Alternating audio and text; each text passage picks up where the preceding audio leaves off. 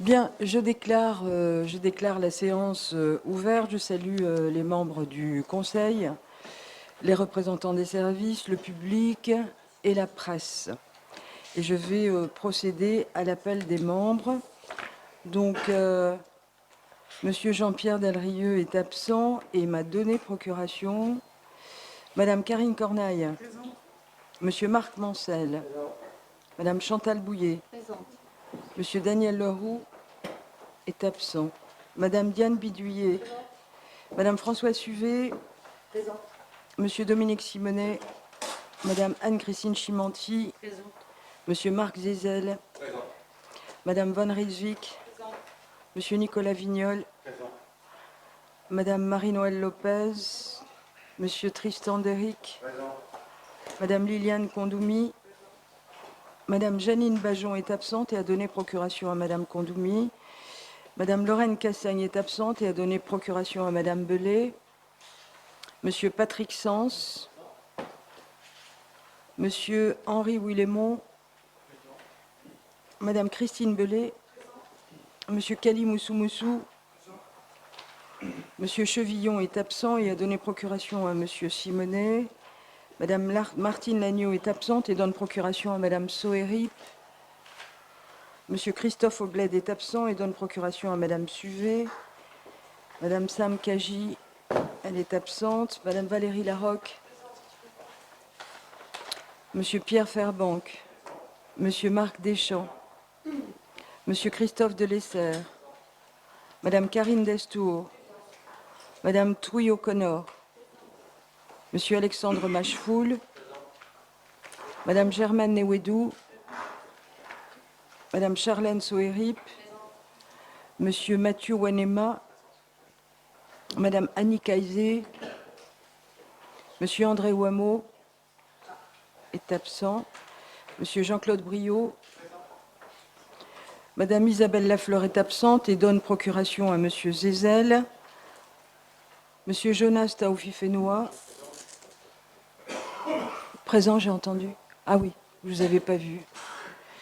Monsieur Gaël Yano, absent. Madame Marie-Jo Barbier-Pantoni.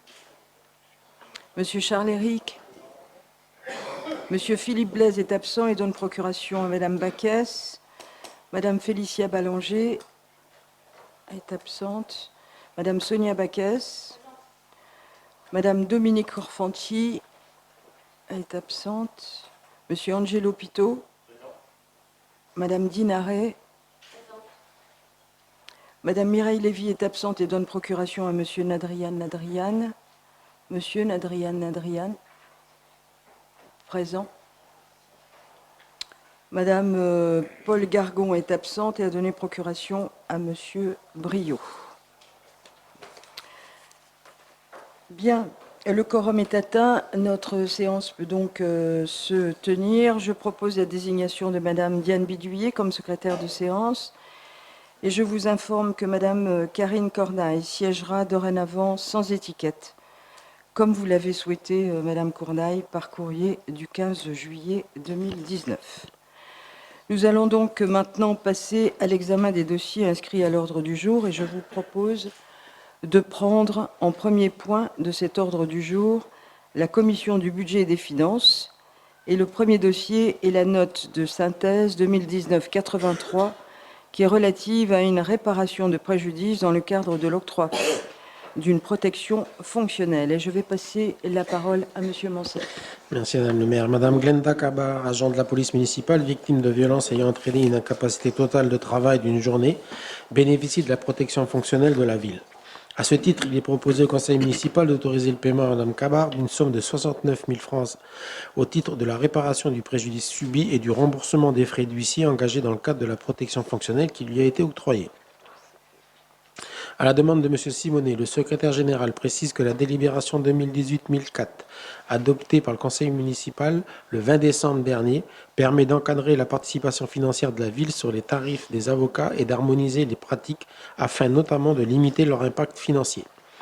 Il ajoute que l'arrêté du maire 2019-79 précise ainsi les différents barèmes applicables à compter du 11 janvier dernier. Le secrétaire général indique ensuite que le paiement des dommages et intérêts est un droit accordé aux agents bénéficiant de la protection fonctionnelle. L'employeur doit se substituer lorsque la personne condamnée est insolvable. Plusieurs situations similaires ont récemment été constatées par défaut de solvabilité des auteurs des faits.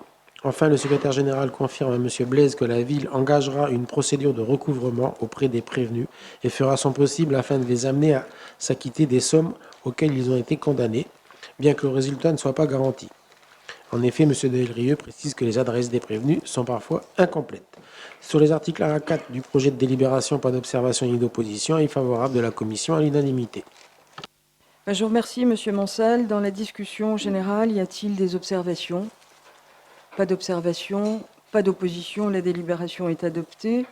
Et nous allons poursuivre, Monsieur Mancel, avec la 2019-84, qui est relative à une réparation de préjudice dans le cadre, là encore, de l'octroi d'une protection fonctionnelle. Monsieur Martial de Villers, chef de brigade à la direction de la police municipale, victime de violences volontaires, bénéficie de la protection fonctionnelle de la ville. À ce titre, il est proposé au conseil municipal d'autoriser le paiement à monsieur de Villers d'une somme de 400 000 francs au titre de la réparation du préjudice subi dans le cadre de la protection fonctionnelle qui lui a été octroyée. Au vu de la violence des faits, Mme Chimanti souhaite connaître les raisons du refus d'indemnisation dont le fonds de garantie a fait part à la victime. M. Delrieux lui répond que ces éléments de réponse lui seront transmis ultérieurement. Sur les articles 1 à 4 du projet de délibération, pas d'observation ni d'opposition, avis favorable de la commission à l'unanimité. Merci. Dans le cadre de la discussion générale, y a-t-il des conseillers qui souhaitent intervenir? Il n'y a pas d'intervention, il n'y a pas d'opposition. La délibération est adoptée. Et nous allons prendre la 2019-85, qui est relative à une prise en charge de dépenses exceptionnelles. Et on poursuit, Monsieur Mancel. Dans le cadre de formation au télépilotage de drones, 3 agents municipaux ont dû régler chacun un droit d'inscription en ligne de 30 €, soit 3 580 francs. Il est donc proposé au conseil municipal d'autoriser la prise en charge de ces droits d'inscription d'un montant total de 10 740 francs. Sur les articles 1 à 3 du projet de délibération, pas d'observation ni d'opposition. Avis favorable de la commission à l'unanimité. Merci. Dans la discussion générale, des observations? Il n'y en a pas. Des oppositions? Il n'y en a pas non plus. La délibération est adoptée. Nous allons poursuivre avec la 2019-86, qui est relative à une modification de la délibération du conseil municipal 2018-967 du 20 décembre 2018, fixant les tarifs des redevances et divers droits municipaux pour l'année 2019. En fin d'année 2018, le conseil municipal de la ville de Nouméa a fixé les tarifs des redevances et divers droits municipaux pour l'année 2019. Cependant, des ajustements sur les tarifs s'avèrent nécessaires pour optimiser l'organisation du service public communal, notamment dans le cadre de la commercialisation des locaux des quais Ferry et de l'immeuble Cheval. Comme indiqué dans le projet de délibération, M. Delrieux confirme que la location d'un emplacement pour 2 roues au sein du parking Clémenceau s'élève à 3 000 francs par mois. Cette précision sera ajoutée dans la note explicative de synthèse pour la convocation du conseil municipal. Sur les articles 1 à 3 du projet de délibération, pas d'observation ni d'opposition. Avis favorable de la commission à l'unanimité.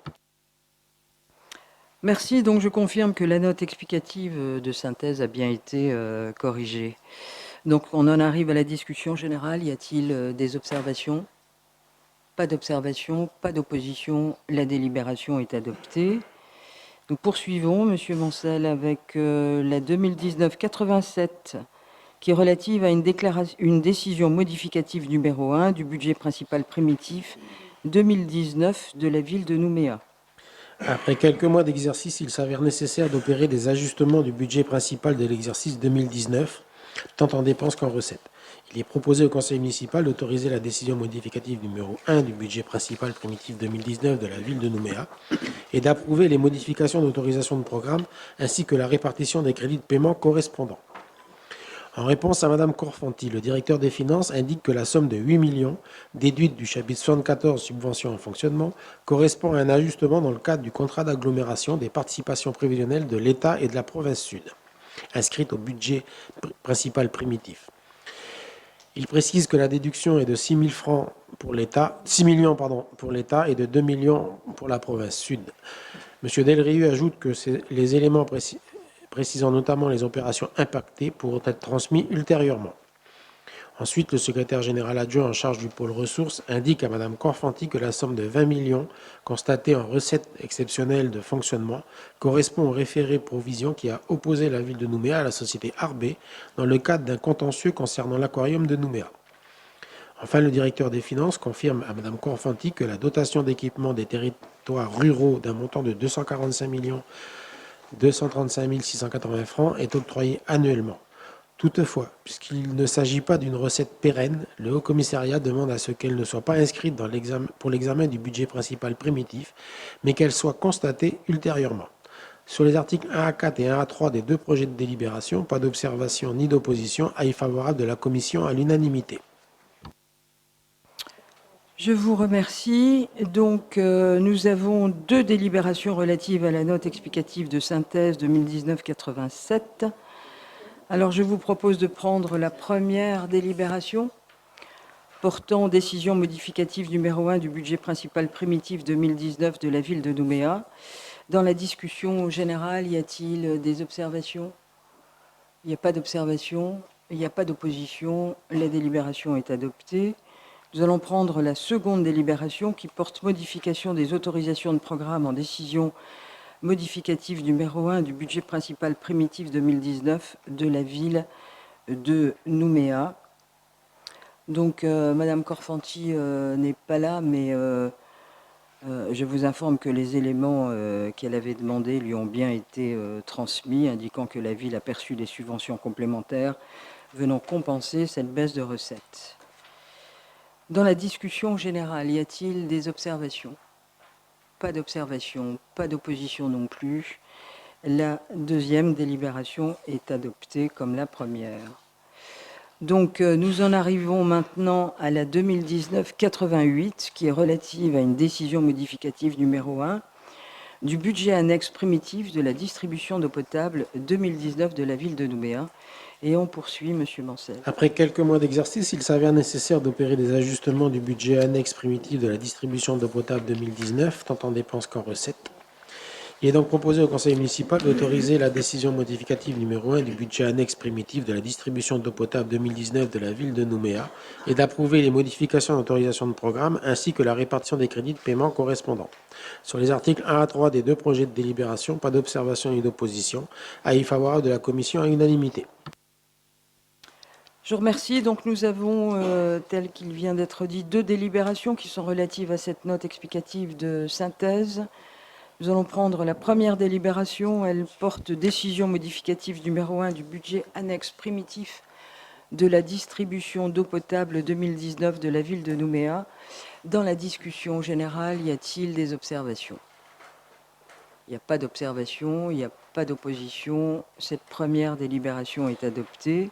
Nous prenons la seconde qui porte modification des autorisations de programme en décision modificative numéro 1 du budget annexe de la distribution d'eau potable 2019 de la ville de Nouméa. Dans la discussion générale, des observations? Non. Des oppositions non plus. La délibération, cette deuxième délibération est adoptée. Nous allons passer maintenant à la 2019-89 qui est relative, elle, à la décision modificative numéro 1 du budget annexe primitif des réseaux d'assainissement cette fois et des stations d'épuration 2019 de la ville de Nouméa. Après quelques mois d'exercice, il s'avère nécessaire d'opérer des ajustements du budget annexe primitif des réseaux d'assainissement et des stations d'épuration 2019, tant en dépenses qu'en recettes. Il est donc proposé au Conseil municipal d'autoriser la décision modificative numéro 1 du budget annexe primitif des réseaux d'assainissement et des stations d'épuration 2019 de la ville de Nouméa et d'approuver les modifications d'autorisation de programme ainsi que la répartition des crédits de paiement correspondants. Sur les articles 1 à 3 des deux projets de délibération, pas d'observation ni d'opposition et favorable de la Commission à l'unanimité. Merci. Donc nous avons là encore deux délibérations relatives à cette note explicative de synthèse. Nous allons prendre la première. Elle porte décision modificative numéro 1 du budget annexe primitif des réseaux d'assainissement et des stations d'épuration 2019 de la ville de Nouméa. Dans la discussion générale que j'ouvre, des observations? Non. Des oppositions? Il n'y en a pas non plus. La délibération est adoptée. Nous prenons la seconde délibération. Elle porte, elle, modification des autorisations de programme en décision modificative numéro 1 du budget annexe des réseaux d'assainissement et des stations d'épuration 2019 de la ville de Nouméa. Dans la discussion générale, des observations? Non. Des oppositions? Non plus. Cette deuxième délibération est adoptée. Donc je vais demander aux conseillers municipaux de rester après la séance pour la signature de la décision modificative numéro 1 du budget principal et des budgets annexes. Il y a une table à l'extérieur, vous connaissez, qui a été mise à disposition pour signer. Donc nous allons maintenant passer à la commission de l'administration générale. Et le premier dossier est la note explicative de synthèse numéro 2019-90 qui est relative à une modification de la délibération numéro 2018-489 du 12 juin 2018 et qui est relative à la consolidation et à la révision du régime indemnitaire des agents de la ville de Nouméa. Et je vais passer la parole à Monsieur Sens. Merci. Il est proposé au conseil municipal d'ajuster la délibération numéro 2018-489 du 12 juin 2018 afin d'attribuer l'indemnité de technicité finance aux agents exerçant des fonctions au sein d'entités organisationnelles relevant exclusivement des domaines des finances. Il est également proposé d'abroger les dernières dispositions existantes de la délibération du 22 juin 2011 modifiant le régime indemnitaire de la ville de Nouméa. Sur les articles 1 à 6 du projet de délibération, pas d'observation ni d'opposition. Avis favorable de la commission à l'unanimité. Je vous remercie, Monsieur Sens. Dans la discussion générale, y a-t-il des observations? Il n'y en a pas. Des oppositions? Il n'y en a pas non plus. La délibération est donc adoptée. Nous allons poursuivre, Monsieur Sens, avec la 2019-91 qui est relative à un ajustement organisationnel de la direction de la police municipale. Au regard de l'augmentation du parc de caméras et afin d'améliorer la qualité de la gestion du dispositif de vidéoprotection, il est proposé au conseil municipal de créer un 7e poste d'opérateur de vidéoprotection au sein de l'unité de pilotage opérationnel. Sur les articles 1 à 5 du projet de délibération, pas d'observation ni d'opposition. Avis favorable de la commission à l'unanimité. Merci. Dans la discussion générale, des observations? Il n'y en a pas. Des oppositions? Il n'y en a pas non plus. Et donc la délibération est adoptée. Il faut poursuivre, Monsieur Sens, avec la 92 cette fois, qui est relative à un ajustement organisationnel de la direction de la culture, du patrimoine et du rayonnement. La direction de la culture, du patrimoine et du rayonnement emploie actuellement sur des crédits de surcroît temporaire d'activité un travailleur handicapé en qualité d'aide-régisseur au sein du service gestion des moyens techniques. Le terme de son contrat étant fixé au 30 avril 2019, il est proposé au conseil municipal de créer un poste d'aide-régisseur au sein du service gestion des moyens techniques. Sur les articles 1 à 5 du projet de délibération, pas d'observation ni d'opposition. Avis favorable de la commission à l'unanimité. Je vous remercie. Dans la discussion générale, quelqu'un souhaite intervenir? Non. Il n'y a pas d'observation, il n'y a pas d'opposition. La délibération est adoptée. Nous prenons la 2019-93. Elle est relative à des ajustements organisationnels du service municipal des sports, cette fois, à la direction de la vie citoyenne, éducative et sportive. Et on poursuit. Les premiers mois d'exploitation du centre aquatique de Nouméa ont démontré le succès de cette structure auprès des Nouméens et ont permis de mettre en lumière le potentiel de diversification en matière de services à offrir aux administrés. Il est donc proposé au conseil municipal de renforcer l'équipe actuelle par un maître nageur sauveteur supplémentaire et de modifier l'intitulé des postes de l'équipe d'accueil et d'entretien du SMS afin de clarifier leurs fonctions. Il est indiqué à M. Blaise, qui salue la réussite du centre aquatique de Nouméa, que les sessions concernant l'utilisation du toboggan et des pentaglisses ont été ajustées et ne sont plus de 50 minutes, mais durent dorénavant une demi-journée. Cet ajustement a permis de faciliter la gestion de l'activité et de limiter le temps d'attente des usagers entre deux sessions. Par ailleurs, un système de feu est actuellement étudié et pourrait permettre de mieux ajuster le temps d'attente entre les passages, tout en faisant appliquer les règles de sécurité. Sur les articles 1 à 5 du projet de délibération, pas d'observation ni d'opposition. Avis favorable de la commission à l'unanimité. Je vous remercie, Monsieur Sens. Dans la discussion générale, des observations? Pas d'observation, pas d'opposition. La délibération est adoptée. Et enfin, on prend le dernier dossier de cette commission, la note 2019-94, qui est relative à un ajustement organisationnel de la division aménagement et construction publique, la DACP. Et on poursuit. La subdivision du patrimoine administratif et de proximité dispose d'une équipe de 7 agents basés à l'hôtel de ville, actuellement encadrés par le chef de subdivision situé à l'annexe Ferry. Afin de répondre aux enjeux quotidiens et assurer une meilleure répartition des tâches, entraînant ainsi davantage de réactivité aux demandes, il est proposé au conseil municipal de créer par le biais d'une promotion interne un poste de chef d'équipe au sein des agents affectés à l'hôtel de ville. Sur les articles 1 à 5 du projet de délibération, pas d'observation ni d'opposition.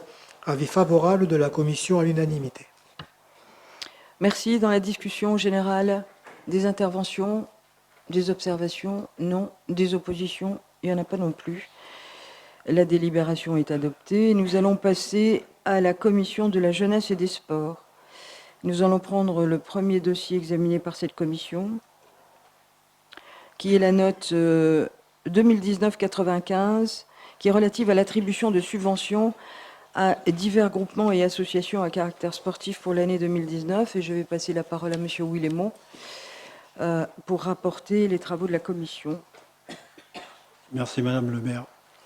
Dans le cadre de sa politique sportive au profit de tous, il est proposé au conseil municipal d'accorder à divers groupements et associations à caractère sportif 12 subventions d'un montant global de 2 443 000 pour le développement d'activités participant activement à la vie de la cité et favorisant l'intégration sociale des jeunes. Sur les articles 1 à 3 du projet de délibération, pas d'observation ni d'opposition. Avis favorable de la commission à l'unanimité. Je vous remercie, M. Willemont. Dans la discussion générale, y a-t-il des observations? Il n'y a pas d'observation, il n'y a pas d'opposition. La délibération est adoptée.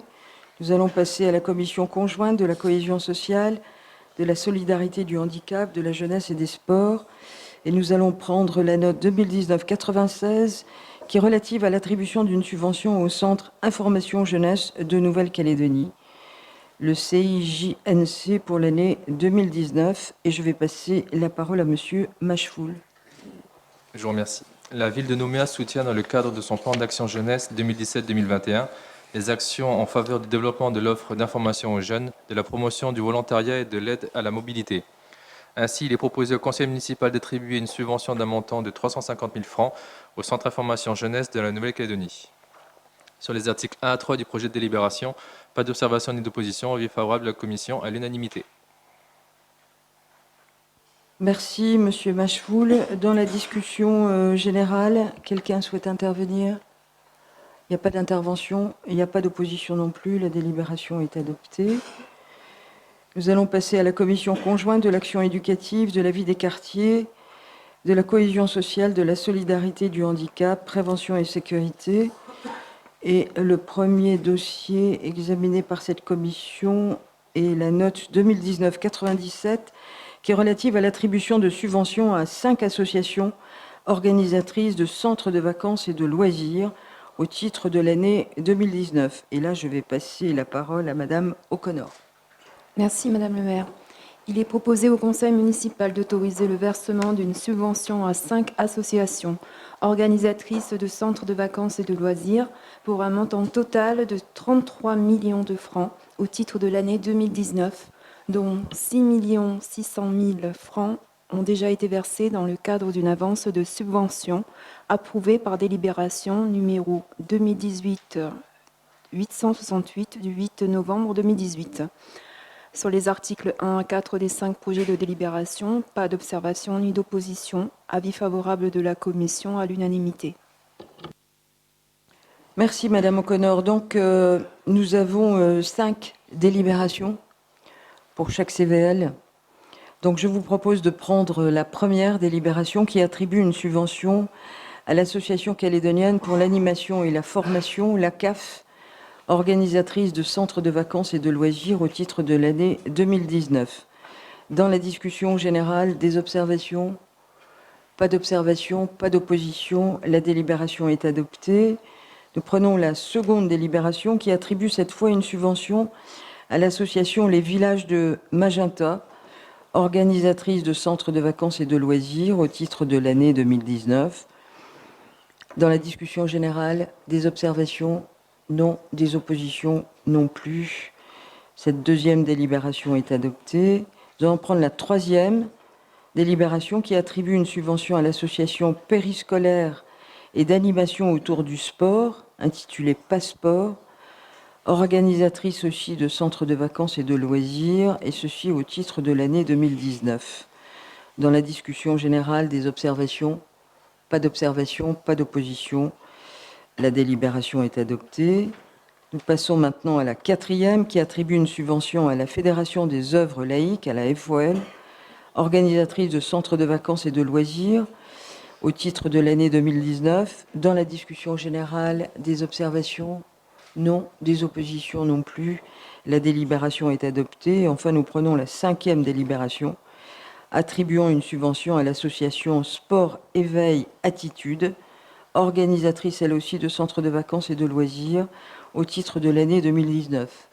Des observations dans la discussion générale? Non. Des oppositions non plus. La délibération est adoptée.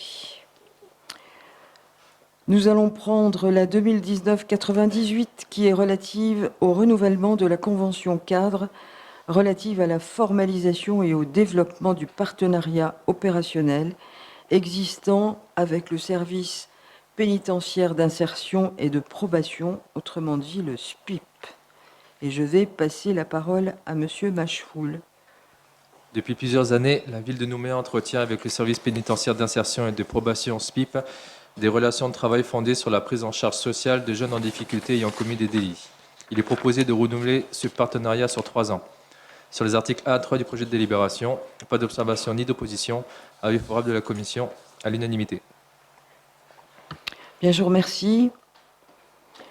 Dans la discussion générale, y a-t-il des observations? Il n'y en a pas. Des oppositions? Il n'y en a pas non plus. Donc la délibération est adoptée. Nous allons maintenant poursuivre avec la note 2019-99 qui est relative à l'attribution d'une subvention au comité de promotion de la santé sexuelle, CP25, CP2S, pardon, c'est mal écrit, pour un programme de prévention dans les quartiers et signature de la convention correspondante. Alors, Monsieur Machefoul en poursuit. Dans le cadre de sa politique de lutte contre les exclusions et de prévention, la ville de Nouméa soutient les associations œuvrant à l'insertion sociale, professionnelle ou économique des populations en difficulté. Il est proposé au conseil municipal d'autoriser le versement d'une subvention au comité de promotion de la santé sexuelle d'un montant de 1,5 million pour la pérennisation des permanences d'écoute et d'information dans les maisons municipales de quartier et d'intervention dans le cadre d'actions mises en place par le service vie des quartiers. Sur les articles 1 à 4 du projet de délibération, pas d'observation ni d'opposition, avis favorable de la commission à l'unanimité. Bien, je vous remercie, Monsieur Machefoul, mais je vous informe qu'une erreur matérielle s'est glissée. Dans la note explicative de synthèse, en fait, les permanences ne se tiennent pas au service vie des quartiers, mais au siège de l'association en centre-ville. Dans la discussion générale, y a-t-il des observations? Pas d'observation, pas d'opposition non plus. La délibération est adoptée. Nous allons passer à la 2019-100 qui est relative à une convention de partenariat avec la société Canal+ Calédonie dans le cadre du festival de court-métrage des quartiers. Et nous allons poursuivre, Monsieur Machefoul. La ville de Nouméa propose au public des ateliers audiovisuels dans les espaces publics numériques de la ville. Pour permettre une montée en compétence des animateurs socio-éducatifs qui animent ces ateliers et une amélioration de la qualité des réalisations audiovisuelles, il est proposé de mettre en place un partenariat avec la société Canal+ Calédonie. Sur les articles 1 à 3 du projet de délibération, pas d'observation ni d'opposition, avis favorable de la commission à l'unanimité. Merci. Dans la discussion générale, des observations sur ce partenariat? Non. Des oppositions? Non plus. La délibération est adoptée. Nous allons passer maintenant à la commission de l'action éducative et de la vie des quartiers, de la culture, du patrimoine et des échanges culturels. Et c'est Madame O'Connor qui va nous rapporter les travaux de la commission sur la note 2019-101 qui est relative à l'attribution de subventions à 2 établissements scolaires dont les projets sont en lien avec les villes jumelles pour l'année 2019. Il est proposé au Conseil municipal d'autoriser le versement de subventions à 2 établissements scolaires dont les projets sont en lien avec les villes jumelées à Nouméa et que la commune estime opportun de soutenir financièrement, d'un montant global de 140 000 francs. Sur les articles 1 à 3 du projet de délibération, pas d'observation ni d'opposition. Avis favorable de la commission à l'unanimité. Je vous remercie. Dans la discussion générale, des observations? Il n'y a pas d'observation. Des oppositions? Il n'y en a pas non plus. La délibération est donc adoptée. Nous allons passer à la commission de l'action éducative et de la vie des quartiers. Et Madame O'Connor, nous allons poursuivre avec cette fois la 2019-102 qui est relative à des conventions de partenariat dans le cadre de la journée des CM2. La ville organise chaque année à l'attention des élèves de CM2 des écoles publiques et privées de la commune la journée des CM2. Cette opération se déroulera cette année le vendredi 13 septembre 2019 à l'hippodrome Henri Millard. Il est proposé au conseil municipal d'associer à l'organisation de cette journée le service des musées et du patrimoine de la Nouvelle-Calédonie pour la mise à disposition de ressources ainsi que le lycée professionnel Petro Atiti afin de faire participer bénévolement 50 élèves et 5 professeurs. Sur les articles 1 à 3 des projets de délibération, pas d'observation ni d'opposition. Avis favorable de la commission à l'unanimité. Merci. Dans la discussion, non, on ne va pas discuter tout de suite. Nous avons 2 délibérations. Alors, nous allons prendre la première. Elle autorise la signature d'une convention de partenariat avec la Nouvelle-Calédonie pour sa participation dans le cadre de la journée des CM2. Dans la discussion générale, des observations? Il n'y en a pas. Des oppositions? Il n'y en a pas non plus. La délibération est adoptée. Nous prenons la seconde délibération qui autorise la signature d'une convention de partenariat avec le lycée professionnel Petro Atiti pour sa participation à la journée des CM2. Donc, dans la discussion générale, quelqu'un souhaite intervenir? Non. Des oppositions? Il n'y en a pas non plus. Et donc, la délibération, cette deuxième, est adoptée. Nous allons poursuivre, Madame O'Connor, avec la 2019-103 qui est relative à un ou des marchés sur appel d'offres ouverts pour la fourniture de papeterie destinée aux écoles publiques de la ville pour les années 2020 à 2022. Le marché public pour l'achat des différents matériels scolaires pour l'année 2019 arrivant à échéance, il est proposé au conseil municipal de lancer un appel d'offres pour les années 2020 à 2022 concernant uniquement la papeterie dont le coût prévisionnel annuel est estimé à 34 millions de francs. Sur les articles 1 à 5 du projet de délibération, pas d'observation ni d'opposition. Avis favorable de la commission à l'unanimité. Merci. Dans la discussion générale, des observations sur ces marchés? Non. Des oppositions? Non plus. La délibération est adoptée. Nous allons passer à la commission de la culture, du patrimoine et des échanges culturels. Et nous allons prendre la note 2019-104 qui est relative à l'acquisition de 2 œuvres pour le Fonds d'art contemporain de la ville. Et je vais passer la parole à Madame Kondoumi. Merci. Il est proposé au conseil municipal d'acquérir 2 œuvres de l'artiste Henri Cros nommées Galaxie et Paysages calédoniens du Sud pour un montant total de 230 000 francs. Sur les articles 1 à 4 du projet de délibération, pas d'observation ni d'opposition. Avis favorable de la commission à l'unanimité. Bien, je vous remercie Madame Kondoumi. Dans la discussion générale sur l'acquisition de ces œuvres, des observations? Pas d'observation, pas d'opposition non plus. La délibération est adoptée. Nous prenons maintenant la 2019-105 qui est relative à l'attribution de subventions à divers groupements et associations à caractère culturel pour l'année 2019. Il est proposé au conseil municipal d'autoriser le versement de subventions pour un montant total de 61 250 000 francs à 7 organismes dont les activités culturelles ou festives participent activement à la vie de la cité. Sur les articles 1 à 4 du projet de délibération, pas d'observation ni d'opposition. Avis favorable de la commission à l'unanimité. Bien, je vous remercie. Dans la discussion générale, Alors, d'abord, il faut que je vous dise que, comme indiqué dans la note explicative de synthèse, une précision a été ajoutée à l'article 1er de la délibération afin de rappeler l'avance de subvention, vous vous en souvenez, accordée au Théâtre de Lille en fin d'année 2018. C'est juste pour rappeler ça. Et donc, nous en arrivons à la discussion générale. Des observations? Non. Des oppositions? Il n'y en a pas non plus. La délibération est adoptée. Nous allons poursuivre avec la 2019-106 qui est relative à des dérogations au principe du repos dominical.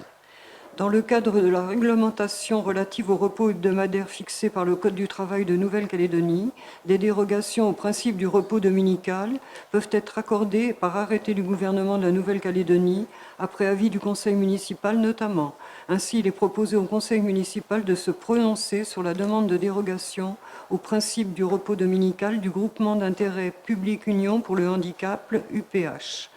Monsieur le Président informe les commissaires que suite à une nouvelle saisine de la Direction du travail et de l'emploi de la Nouvelle-Calédonie, la note explicative de synthèse et la délibération seront corrigées pour tenir compte de la demande de dérogation au principe du repos dominical de la société BNP Paribas. Sur les articles 1 et 2 du projet de délibération, pas d'observation ni de position, avis favorable de la Commission à l'unanimité. Merci, Madame Kondoumi. Donc, je vous confirme que la note explicative de synthèse et la délibération ont bien été corrigées. Donc, dans la discussion générale, y a-t-il des observations? Il n'y en a pas. Des oppositions? Il n'y en a pas non plus. La délibération est adoptée. Nous allons passer à la Commission de l'environnement et du développement durable. Nous allons prendre la note 2019-107 qui est relative à l'avenant numéro 1 au marché d'entretien d'espaces verts de la ville de Nouméa. Et je vais passer la parole à Madame O'Connor pour nous rapporter les travaux de la Commission. La ville a conclu fin 2018 et début 2019 des marchés d'entretien d'espaces verts comprenant la tonte des pelouses, l'entretien des végétaux et l'élagage des arbres et palmiers.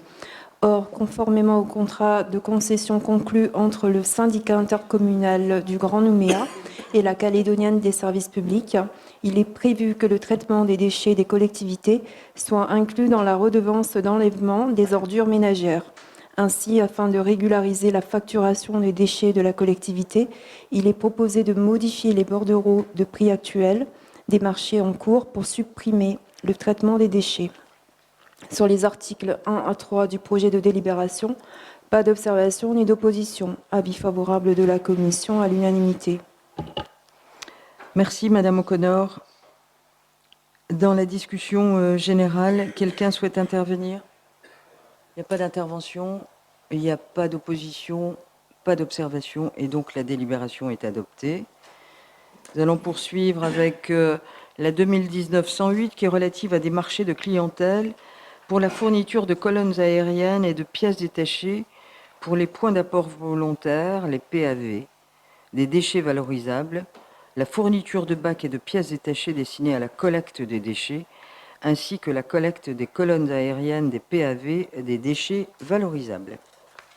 Les marchés actuellement en cours arrivant à échéance, il est proposé au conseil municipal de les renouveler s'agissant de la fourniture des colonnes et des pièces détachées pour les points d'apport volontaires des déchets valorisables d'un montant prévisionnel de 10 millions de francs par an, de la fourniture des bacs à déchets et de leurs pièces détachées pour 85 millions de francs annuels, ainsi que pour la collecte des colonnes aériennes des PAV à hauteur de 15 millions de francs par an. Sur les articles 1 à 5 des 3 projets de délibération, pas d'observation ni d'opposition. Avis favorable de la Commission à l'unanimité. Je vous remercie, Madame O'Connor. Donc, je constate que Monsieur Patrick Sens va quitter le Conseil et donne procuration pour la fin de ce Conseil à Monsieur Willemont. Bien, revenons à la délibération. Donc, nous en avons 3. Alors, je vous propose de prendre la première délibération qui autorise la signature d'un marché de clientèle pour la fourniture de colonnes aériennes et de pièces détachées pour les points d'apport volontaires des déchets valorisables. Dans la discussion générale, des observations? Pas d'observation, pas d'opposition. La première délibération est adoptée. Nous prenons la seconde qui autorise cette fois la signature d'un marché de clientèle pour la collecte des colonnes aériennes des points d'apport volontaire des déchets valorisables. Dans la discussion générale, y a-t-il des observations? Il n'y a pas d'observation, il n'y a pas d'opposition non plus. La délibération est adoptée. Nous prenons la troisième qui autorise la signature d'un marché de clientèle pour la fourniture de bacs et de pièces détachées, cette fois pour la collecte des déchets. Dans la discussion générale, quelqu'un souhaite intervenir? Non. Des oppositions? Il n'y en a pas non plus. Cette troisième délibération est adoptée. Nous allons passer maintenant à la commission conjointe de l'urbanisme, des transports, de l'intercommunalité, de l'environnement et du développement durable. Et nous allons prendre la note 2019-109 qui est relative à l'avenant numéro 1 au marché sur appel d'offres ouvert pour les travaux de renouvellement et de renforcement du réseau d'eau potable de la route de Lansvata et de la rue Blaise Pascal. Et je vais passer la parole à Monsieur Zézel. Merci Madame le maire. Par délibération numéro 2017-620 du 8 août 2017, le conseil municipal a autorisé la signature d'un marché sur appel d'offres ouvert pour les travaux de renouvellement et de renforcement du réseau d'eau potable de la route de Lansvata et de la rue Blaise Pascal. Or, des travaux supplémentaires nécessitent d'être intégrés au sein de ce marché, engendrant une hausse du coût initial de 7 435 523 francs CFP. Après lecture de la note explicative de synthèse, la discussion est ouverte et ne donne pas lieu à observation. Sur les articles 1 à 5 du projet de délibération, pas d'observation ni d'opposition. Avis favorable de la commission à l'unanimité. Merci, Monsieur Zézel. Dans la discussion générale, y a-t-il des interventions? Il n'y en a pas. Des observations? Il n'y en a pas non plus. Et des oppositions? Il n'y en a pas non plus. Donc la délibération est adoptée. Nous allons passer à la commission conjointe de l'urbanisme, des transports, de l'intercommunalité, prévention et sécurité. Et nous allons prendre la 2019-111 qui est relative à une convention avec la Nouvelle-Calédonie concernant la cession à la ville de Nouméa des équipements d'éclairage public de la route provinciale numéro 14 située entre le giratoire de l'aérodrome et celui de Green Valley. Et on poursuit, Monsieur Zézel. La province sud réalise pour le compte de la Nouvelle-Calédonie des travaux sur la section comprise entre le giratoire de l'aérodrome et celui de Green Valley afin d'améliorer la sécurité et le confort des usagers. À l'issue des travaux d'installation, il est proposé au conseil municipal de prendre en charge la gestion des équipements d'éclairage public, soit 33 candélabres pour un coût de fonctionnement annuel estimé à 550 000 francs CFP. Après lecture de la note explicative de synthèse, la discussion est ouverte et ne donne pas lieu à observation. Sur les articles 1 à 3 du projet de délibération, pas d'observation ni d'opposition. Avis favorable de la commission à l'unanimité. Merci. Dans la discussion générale, des observations? Il n'y a pas d'observation, il n'y a pas d'opposition. La délibération est adoptée. Nous allons passer à la commission prévention et sécurité. Nous allons prendre le dossier 2019-112 qui est relative à l'approbation de la modification budgétaire du World Mosquito Programme Nouméa. Allons-y, Madame Desto. Merci. Dans le cadre du World Mosquito Programme Nouméa, le Fonds de coopération économique, sociale et culturelle pour le Pacifique Sud a accordé à la ville de Nouméa une subvention d'aide à projet relatif à la sécurité sanitaire d'un montant de 5 369 928 francs. Il est proposé au conseil municipal de reverser cette subvention à l'Institut Pasteur et de modifier le budget global du programme. Après lecture de la note explicative de synthèse, la discussion est ouverte et donne lieu aux indications ci-après. Le directeur des risques sanitaires indique que le 10 juillet prochain à 9h au kiosque à musique de la place des Cocotiers vont être lâchés les premiers moustiques porteurs de la bactérie Wolbachia. Par la suite, les moustiques seront également lâchés dans tous les quartiers de la ville de Nouméa. Il ajoute que les résultats de l'enquête relative à l'acceptation de la population devraient être communiqués ce jour par le World Mosquito Programme. Le directeur des risques sanitaires précise qu'actuellement, malgré la saison fraîche, la commune de Nouméa comptabilise toujours des cas de dengue, à raison de 2 en moyenne par jour. La Nouvelle-Calédonie, par la ville de Nouméa, est le premier territoire français à procéder à cette opération. Monsieur Delrieux ajoute que des actions en lien avec la direction de l'enseignement de la Nouvelle-Calédonie seront aussi menées dans les écoles. Par ailleurs, en réponse à M. Chevillon, le directeur des risques sanitaires explique que 200 pièges à moustiques, des aspirateurs, sont installés depuis 2 mois sur l'ensemble de la ville de Nouméa, permettant de contrôler la densité de moustiques. Sur les articles 1 à 5 du projet de délibération, pas d'observation ni d'opposition, avis favorable de la commission à l'unanimité. Bien, je vous remercie, Madame Destour. Je voudrais juste rappeler sur ce sujet que tout le monde connaît aujourd'hui, que Tristan Deric, notre adjoint au maire, a été l'instigateur de ce World Mosquito Programme, que le lâcher de moustiques a bien eu lieu, que tout le monde a pu y participer, et que on espère tous et on croise les doigts, n'est-ce pas, docteur, pour que d'ici l'année prochaine, nous n'ayons plus de cas de dengue sur le territoire. En tout cas sur Nouméa, parce qu'il appartiendra à d'autres collectivités de se lancer dans la course c'est juste un clin d'œil à Madame Baquès. Et voilà, pour que les autres communes de la province sud puissent se coller à ce programme. Merci Madame le maire. Oui, c'est le début de quelque chose.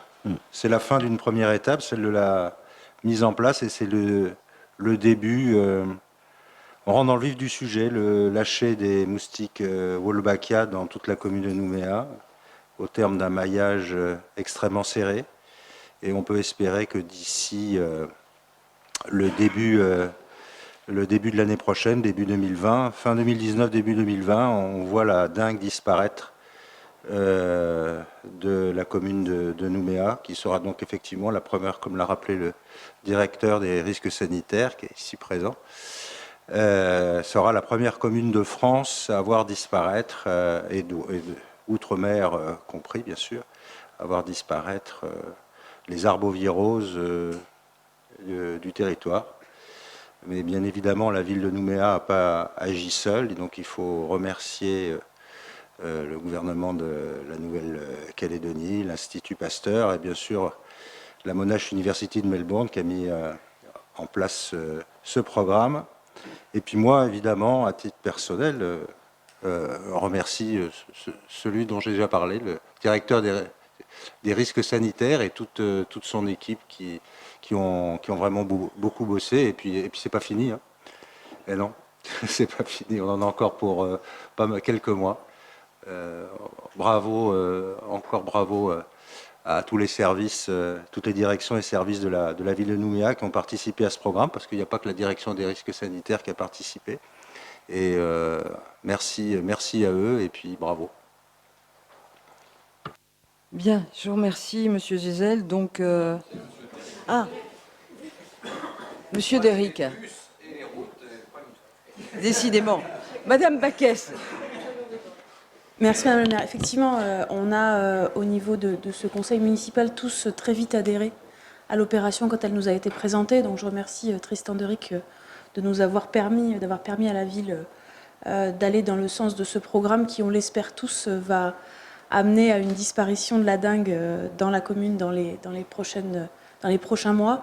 Je regrette, et je l'ai dit lorsqu'on a lancé les premiers moustiques, que la province sud ne se soit pas inscrite dans le programme dès le départ, parce que je pense que ça ne peut pas être une opération exclusivement communale. La dengue, malheureusement, ne s'arrête pas aux frontières de la ville. Et donc, j'ai indiqué aux porteurs de ce programme le souhait de la province sud de s'inscrire avec la mairie, avec l'université, avec l'Institut Pasteur et avec les différents acteurs dans la suite du programme pour l'étendre à minima à l'ensemble de la province sud. Très bien. Donc, nous allons maintenant aborder la discussion générale. Y a-t-il des observations sur ce sujet? Il n'y en a pas. Des oppositions? Je ne crois pas non plus. Donc, la délibération est adoptée. Bien, Monsieur Gézel. Alors, nous allons prendre la commission de l'urbanisme, des transports, de l'intercommunalité. Et vous allez nous faire la lecture des travaux de la commission sur la 2019-113 qui est relative à une cession à titre gratuit de 2 parcelles provenant du lot 123 pi, section 4e kilomètre, par la ville de Nouméa au profit de la province Sud.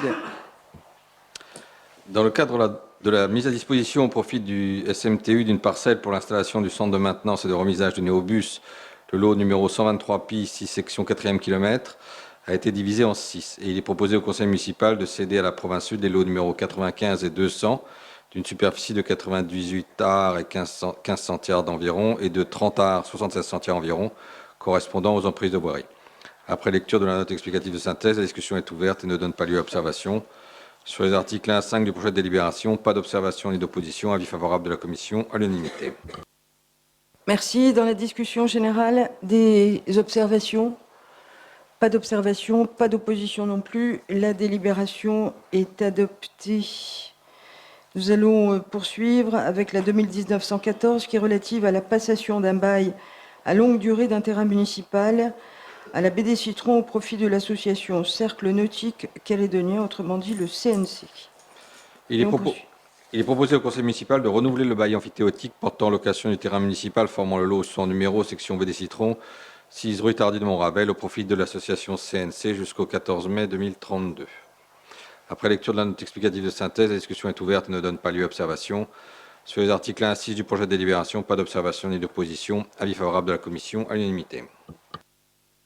Merci. Dans la discussion générale sur l'extension de ce bail au CNC, pas d'observation, pas d'opposition. La délibération est adoptée. Et nous allons passer à la 2019-115 qui est relative à l'arrêt du bilan de la concertation publique ainsi que l'arrêt et le rendu public du projet de plan d'urbanisme directeur, le PUD, révisé de la ville de Nouméa. Et on poursuit, Monsieur Zizel. Le 30 août 2016, le conseil municipal a engagé la révision du PUD pour mieux répondre aux besoins en logement dans l'agglomération nouméenne, renforcer l'identité de la ville dans un souci d'harmonie architecturale, tout en préservant le cadre de vie des Nouméens, et notamment les zones littorales, les espaces verts ainsi que le patrimoine ancien. Il est proposé au conseil municipal d'arrêter le bilan de la concertation publique ainsi que d'arrêter et de rendre public le projet de PUD révisé pour permettre la consultation des administrés sur ce projet lors de la prochaine enquête publique. À l'appui d'une projection, le service du développement urbain procède à la présentation de l'ensemble du dossier du projet de PUD révisé. La discussion est ouverte et donne lieu aux indications ci-après. Monsieur Zézel indique que ce projet a reçu des avis très favorables de la part des professionnels de la construction, architectes et promoteurs, qui y voient une amélioration. Il attire l'attention toutefois sur les nouvelles contraintes qui vont leur être imposées. En effet, suite à l'arrêt et au rendu public de ce projet de PUD, les permis de construire vont maintenant être instruits à la lecture des 2 PUD. Les demandes d'autorisation de construire vont être conformes à ce projet de PUD révisé et ne pas être incompatibles avec le PUD en vigueur. En ce sens, et jusqu'à l'approbation par la province sud du PUD révisé, les 2 plans auront des effets juridiques conduisant à un risque d'immobilisme dans le domaine de la construction. M. Zézel ajoute qu'il est de la responsabilité de chacune des autorités publiques de faire aboutir ce projet afin de ne pas pénaliser les professionnels de la construction et de l'aménagement. Sur les articles 1 à 5 du projet de délibération, pas d'observation ni d'opposition. Avis favorable de la commission à l'unanimité. Merci. Donc, je vous informe qu'une précision juridique a été apportée à la note explicative de synthèse, indiquant que les autorisations d'urbanisme devront être conformes, mais vous l'avez évoqué en commission, M. Zézel, au projet de PUD révisé et ne pas être incompatible, bien sûr, avec le PUD en vigueur aujourd'hui. Et je vous propose de donner la parole au service de l'urbanisme pour faire une présentation synthétique de ce projet de PUD révisé. Merci Madame le maire. Donc cette présentation a vraiment un objectif de donner une grille de lecture du projet de PUD révisé afin d'accompagner le Conseil sur la délibération relative à l'arrêt du bilan de la concertation publique ainsi que l'arrêt et le rendu public du PUD. Elle est principalement axée sur les évolutions de la partie réglementaire. Donc en préalable, les quelques étapes de la procédure de révision, donc elle a débuté en 2016. S'en est suivi une période de diagnostic et de rédaction. Une fois la rédaction finalisée, une première version a été proposée pour avis aux personnes publiques lors de l'enquête administrative qui s'est tenue du 13 juillet au 8 novembre. Suite à la prise en compte des avis de la province, la province sud a été saisie pour donner un avis sur ce projet. Et compte tenu de l'avis favorable de la province en date du 18 juin 2019, la ville peut désormais rendre publique cette version et la soumettre aux appréciations suite à ce conseil municipal. Donc, l'objectif de l'enquête publique qui s'ensuit est de soumettre le projet de PUD révisé à l'avis du public afin de recueillir leurs appréciations, suggestions ou contre-propositions sur l'ensemble du document. Elle aura une durée minimum de 45 jours et cette étape de la concertation permet de vérifier la bonne prise en compte de l'ensemble des enjeux et permet l'ajustement avant sa mise en œuvre. De manière synthétique, en fait, le dossier qui sera soumis à enquête publique est constitué de l'ensemble des pièces du PUD, ainsi que du bilan de la concertation publique, du bilan de la concertation administrative et de l'évaluation environnementale. Donc, pour le bilan de la concertation publique, l'ensemble des modalités, affichage, site internet, publication dans la presse, ont été inscrites dans la délibération relative à la mise en révision de 2016, et 3 réunions publiques ont d'ores et déjà été organisées. La prochaine réunion publique aura lieu avant l'enquête publique. Concernant ce bilan, on a comptabilisé 31 courriers adressés à Madame le maire, 7 remarques, observations sur le registre et 47 mails envoyés sur le formulaire en ligne. C'est donc un bilan positif qui est dressé avec l'ensemble des modalités qui ont été respectées. Les outils se sont avérés opérants et notamment la participation du public a été effective surtout lors des réunions publiques où l'affluence était assez notable. Pour le bilan de la concertation administrative, cette concertation, donc, comme je l'ai dit, s'est tenue du 13 juillet au 8 novembre. Il y a eu 52 organismes qui ont été consultés. Au total, c'est 853 observations, dont une centaine provenant de la ville de Nouméa, concernant pour la majorité de la ville des remarques sur des erreurs matérielles que nous avons identifiées, et ce qui revient à 55,8% d'avis favorables. Donc une satisfaction à travers la synthèse des avis qui est globalement le projet de territoire répond aux enjeux identifiés dans le diagnostic et le règlement est une traduction assez fidèle du projet de territoire. Donc, à la suite de cette concertation administrative, un comité d'études, le numéro 4, s'est réuni pour la validation de ce projet et ils ont validé l'ensemble des documents sous réserve de modifier 7 points, notamment un emplacement réservé sur le domaine des forces armées de Nouvelle-Calédonie, des emplacements réservés qui étaient situés sur des zones naturelles, une réglementation sur les accès qui devaient figurer au sein du règlement sur les voies ouvertes à la circulation publique, la notification et la mise apportée à connaissance de la carte du bruit, une reformulation de phrases dans le projet de ville, notamment une simple reformulation de temps de conjugaison au futur, une modification des indices des zones à urbaniser, et le dernier point était simplement le retrait du terme habitat individuel dans le règlement. Voilà pour les points qui ont tous été soulevés en majorité. L'évaluation environnementale, donc le troisième dossier qui sera soumis à enquête publique, est une nouvelle obligation réglementaire. C'est un dossier qui est instruit par la direction de l'environnement de la province Sud. Et les 2 procédures, révision du PUD et constitution de l'évaluation environnementale, sont menées donc de façon parallèle et se rejoignent au moment de cette enquête publique. Donc, le dossier d'évaluation sera joint au dossier d'enquête et permettra de mettre à la connaissance des citoyens les impacts environnementaux du projet de PUD et tous les avis qui ont été recueillis lorsque celui-ci a été soumis à avis auprès de la DANV. Donc, ce dossier a été transmis à la DANV le 12 octobre 2018 pour avis. Ils ont consulté un certain nombre de personnes publiques du 15 novembre au 15 décembre. Et en ce qui concerne l'avis formulé, elle a conclu sur un contenu conforme aux dispositions réglementaires et a notamment salué la volonté d'intégrer pleinement l'environnement au sein du PUD. Sa composition, donc, pour ce dossier qui sera soumis à enquête, il est d'une part composé d'un rapport sur les incidences environnementales, qui est constitué de 3 pièces, une analyse de l'état initial, une analyse des incidences du règlement et le résumé non technique. Il est également composé de l'avis avec les commentaires de la commune sur la prise en compte et le traitement de l'ensemble des remarques qui ont été émises pendant cette sollicitation. Pour la composition du projet de PUD révisé, vous avez notifié bleu clair les principales évolutions sur le contenu du projet de PUD qui ont suivi une forte modification. Et notamment, vous verrez apparaître dans ce nouveau projet de PUD un nouveau chapitre, une nouvelle pièce qui sont les orientations d'aménagement et de programmation. Au sein du rapport de présentation, pour commencer, vous trouverez à présent le projet de ville. En termes d'articulation des documents, le projet de ville est la pièce maîtresse. Il est à l'articulation entre les besoins du territoire, les enjeux révélés par le diagnostic et la réglementation urbaine qui sera créée au travers des autres pièces du PUD. Donc cette articulation, elle va garantir l'économie générale du document, c'est-à-dire le bien fondé de la règle d'urbanisme. Toujours dans le rapport de présentation, le chapitre sur la justification des choix est une nouvelle introduction qui vient du Code de l'urbanisme qui a été créé en 2015. Il permet de justifier les choix retenus pour établir le projet de ville et les perspectives de développement de la commune.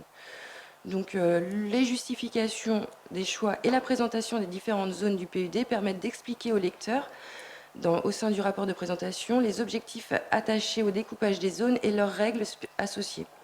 L'accent est mis en particulier sur les grandes nouveautés du projet, nouveaux objectifs, nouveaux outils, et un point aussi, à la suite de la concertation administrative et au nombre d'avis émis, la ville a notamment étoffé ce chapitre pour apporter toutes les justifications nécessaires à ces évolutions. Ensuite, un nouveau chapitre permet de présenter l'ensemble des orientations d'aménagement et de programmation créées ou envisagées sur le territoire. Effectivement, dans le cadre de la révision du PUD, 3 orientations d'aménagement et de programmation ont été créées. Elles vont permettre d'opposer des principes d'aménagement aux nouveaux projets qui souhaiteraient voir le jour. Et d'autres orientations ont été envisagées afin de permettre, par exemple, l'ouverture à l'urbanisation de certains secteurs, tels que, par exemple, le secteur de l'entrée nord. Une orientation d'aménagement et de programmation serait indispensable pour imposer réglementairement une vision de développement sur cette zone. Néanmoins, une coordination entre les différentes institutions qui possèdent le foncier doit être mise en place en amont de créer cette orientation. Donc elle a simplement été annoncée, mais elle n'est pas encore définie ni créée. Le dernier chapitre du rapport de présentation porte sur les indicateurs. Un petit point, à quoi servent les indicateurs? Ils doivent permettre de mesurer l'adéquation entre le PUD, les orientations fixées dans le projet de ville et la production immobilière. Ces indicateurs sont en lien avec les autorisations d'urbanisme, notamment. Ils ont été choisis afin de cibler la production des nouvelles surfaces et le nombre de logements créés. Il y a seulement 2 indicateurs affichés dans le cadre du PUD révisé. Autrefois, il y en avait beaucoup plus, mais en fait, l'ensemble des indicateurs ont été intégrés dans les indicateurs de l'évaluation environnementale qui doit faire une analyse tous les 6 ans minimum grâce à ces indicateurs. La pièce numéro 2 du PUD est le règlement. Donc le contenu du règlement a été étoffé par rapport à 2013. On conserve les 6 premiers chapitres sur les dispositions générales. Ensuite viennent les dispositions liées à la viabilisation et à l'intégration de l'article 7 à l'article 14.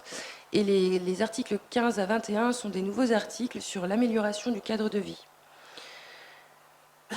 Les grandes nouveautés ont été intégrées dans les articles qui sont en bleu clair. Donc pour approfondir un peu, dans l'article 9, par exemple, pour le stationnement, les règles sur le stationnement ont été entièrement revues.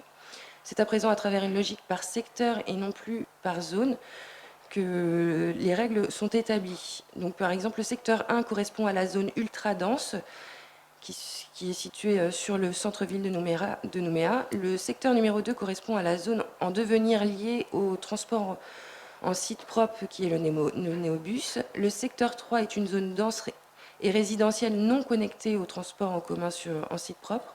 Et le secteur 4 est la zone résidentielle plus lâche avec possibilité de rabattement sur les TCSP. C'est donc une approche plus adaptée pour répondre à des diversités de cas. La ville a également apporté dans cet article 9 des nouveaux concepts afin d'adapter le stationnement selon les projets de construction.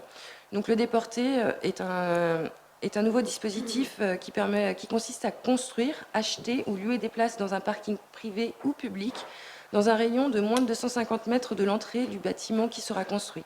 Cette règle avait d'abord été pensée simplement sur le centre-ville, mais elle a été élargie à l'ensemble du territoire de la commune. De même, pour le principe de mutualisation et de foisonnement, c'est un nouveau Dispositif qui s'appuie sur le fait que les occupants d'un potentiel immeuble ne sont pas toujours présents en même temps via de l'absentéisme, de la temporalité différente des usages. Donc, cela va permettre d'adapter l'ensemble des dispositions aux différents projets. Pour finir avec le stationnement, les locaux vélos, création des locaux vélos sécurisés en rez-de-chaussée, facilement accessibles afin de développer et faciliter les pratiques. Il est à présent autorisé de les installer et de les construire dans les zones de prospect pour optimiser leur utilisation. Là, nous allons passer donc à l'article numéro 11 sur les attiques et les combles. Donc, sur l'aspect extérieur des constructions, maintenant, il est désormais interdit les toitures charpentées sur les immeubles de plus de 15 logements, car il est considéré peu qualitatif.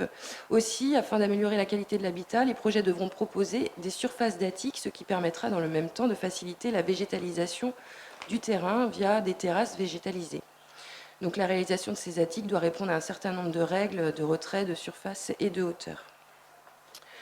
Une nouvelle disposition aussi en termes d'espace libre et de plantation.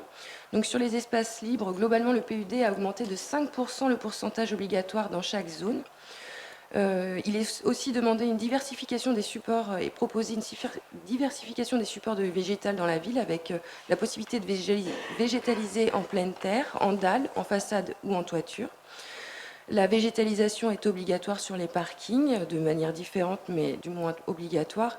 Et il est aussi imposé 75% d'espèces endémiques et autochtones dans chaque végétalisation.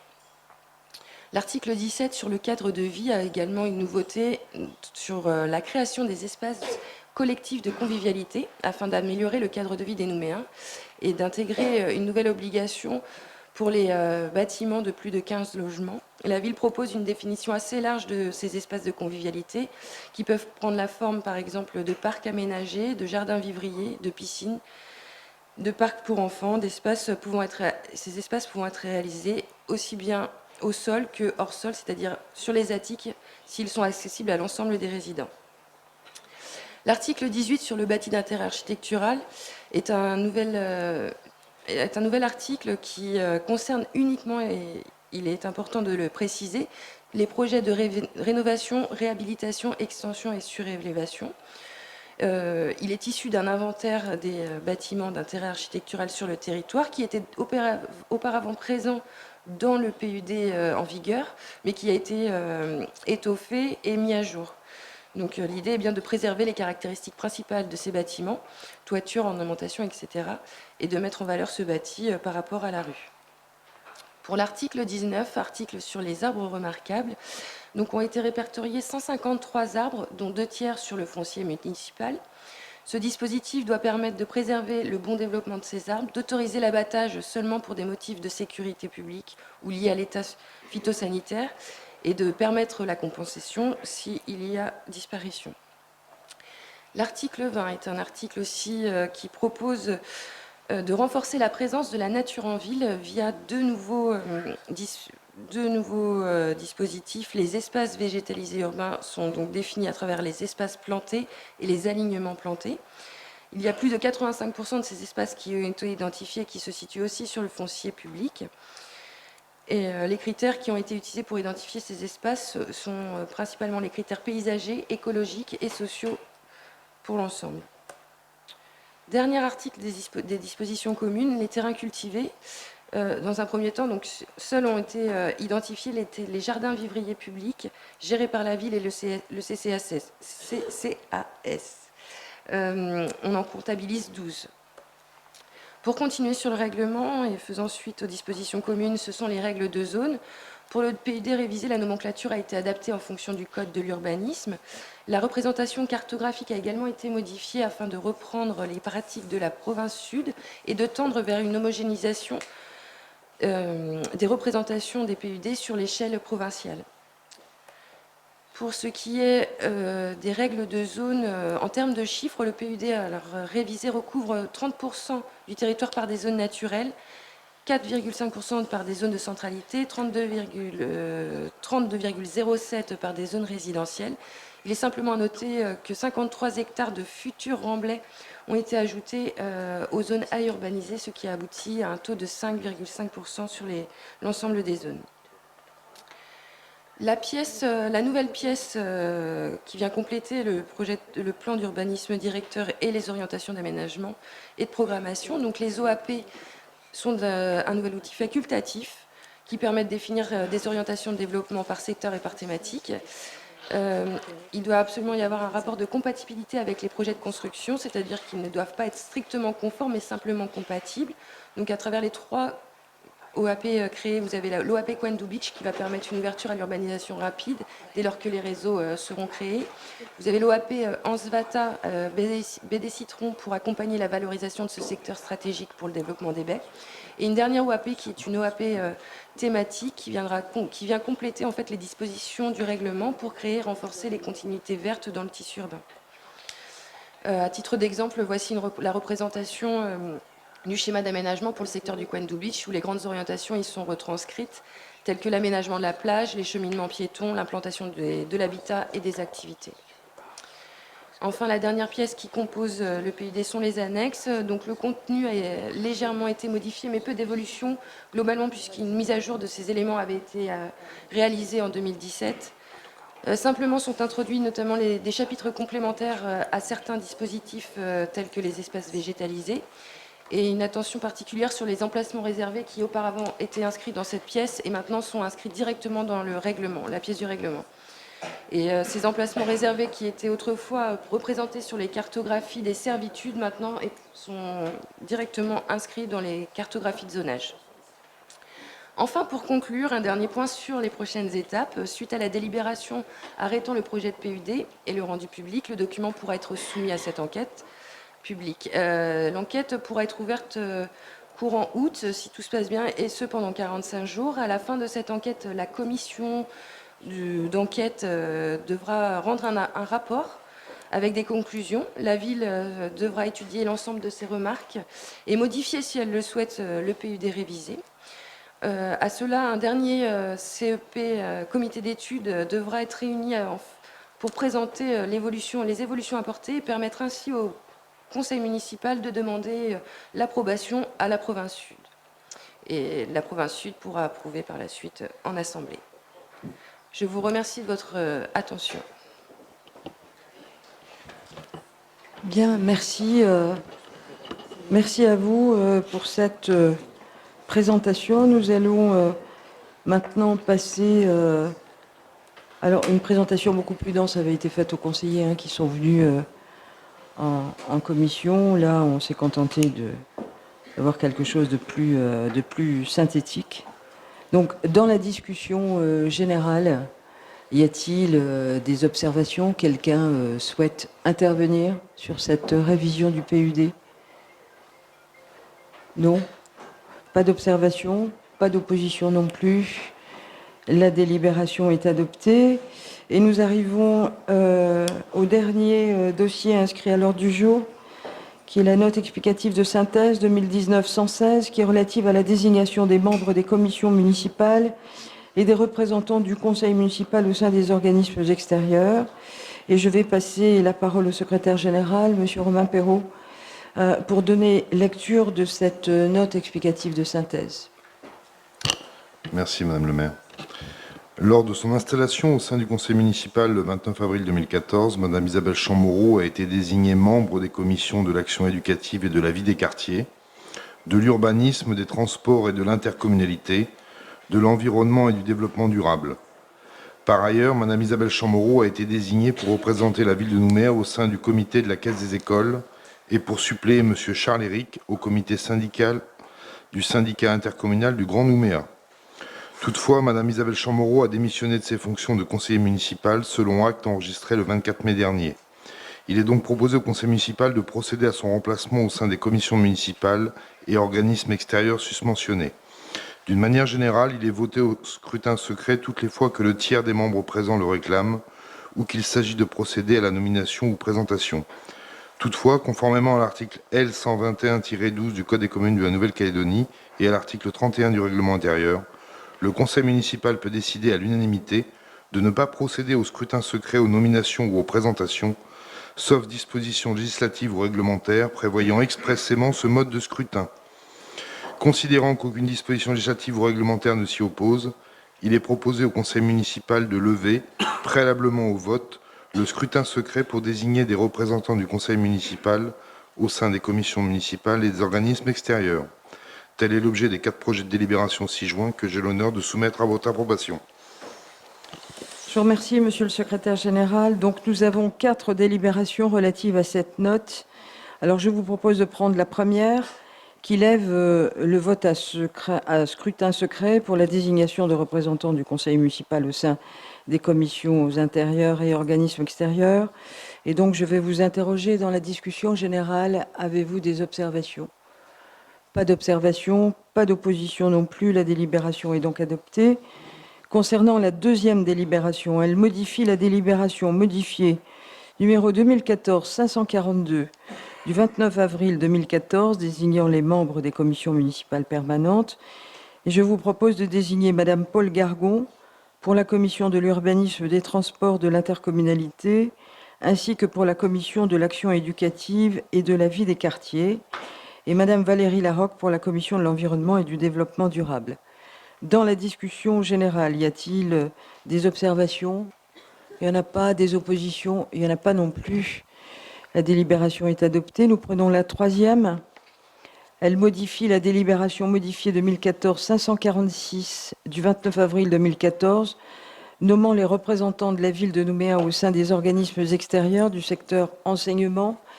Et je vous propose de désigner Madame Valérie Larocque pour siéger au sein du comité de la Caisse des écoles. Dans la discussion générale, des observations? Pas d'observation, pas d'opposition. La délibération est adoptée. Et enfin, la quatrième délibération, elle modifie la délibération modifiée 2014-548 du 29 avril 2014, nommant les représentants de la ville de Nouméa au sein des organismes extérieurs du secteur cadre de vie. Et je vous propose de désigner Monsieur Philippe Blaise pour la suppléance de Monsieur Charles Éric au syndicat intercommunal du Grand Nouméa. Dans la discussion générale, des observations? Pas d'observation, pas d'opposition non plus. La délibération est adoptée. Alors, je vous informe que la prochaine séance du conseil municipal aura lieu le 29 août à 18h. Nous en avons terminé avec l'ordre du jour. Je vous remercie de votre présence et je vous souhaite à toutes et à tous une excellente soirée. La séance est levée.